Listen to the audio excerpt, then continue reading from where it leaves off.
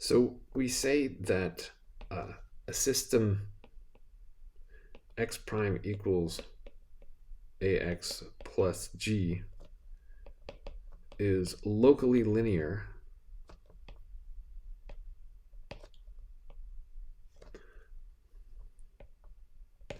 if this g here is continuously differentiable, and that the magnitude of g relative to x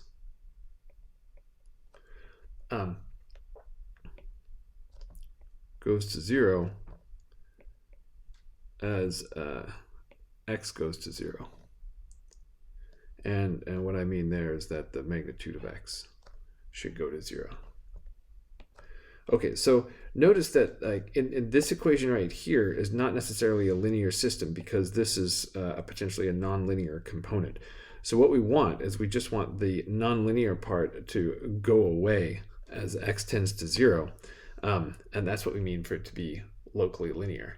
So in other words, the idea here is that as g basically gets close to 0, then that implies that x prime is basically given by just ax, a nice linear system here.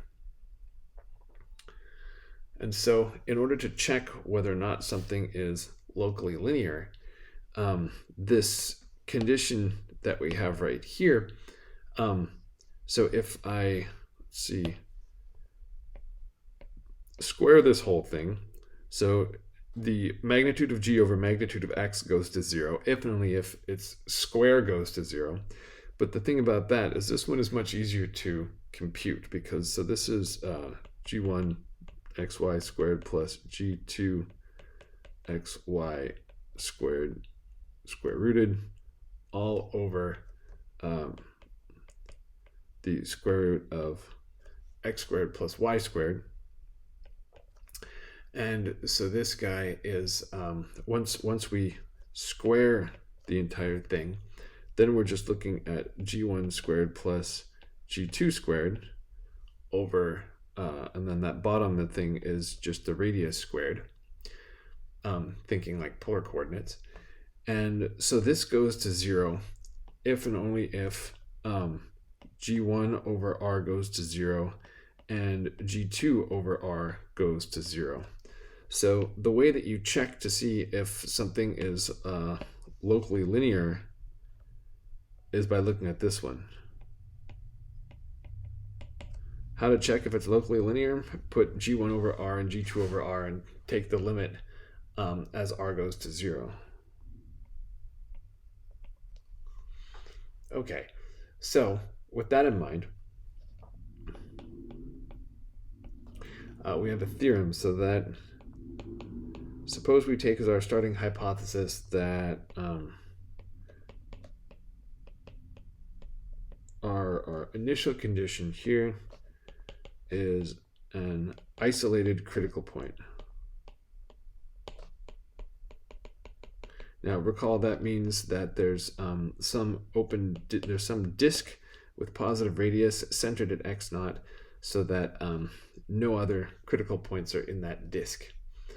So this is a isolated critical point of our system. X prime is equal to f of x. And we're also going to assume that the components f and g of our little f are C2, so twice continuously differentiable near this critical point.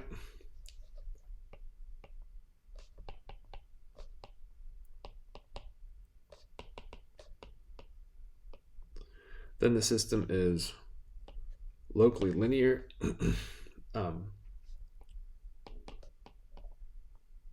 at x naught with u prime equal to j at x naught u. And so here,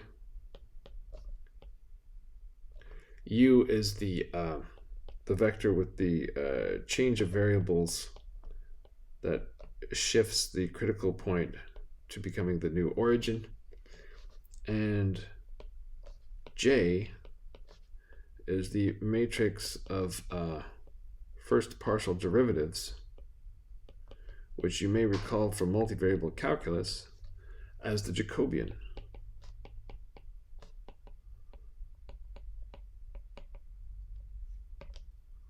And the Jacobian played the same role in multivariable calculus. It is the change of volume correction factor, the linearization for a change of variables in several variables. So, in summary,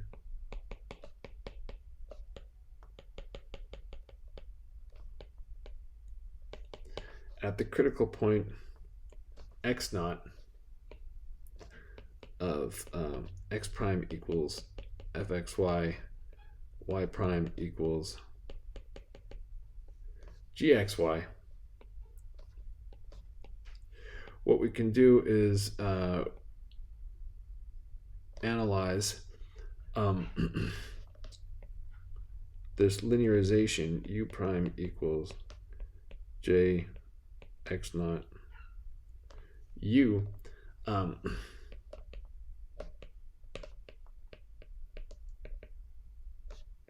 like we did in the previous section.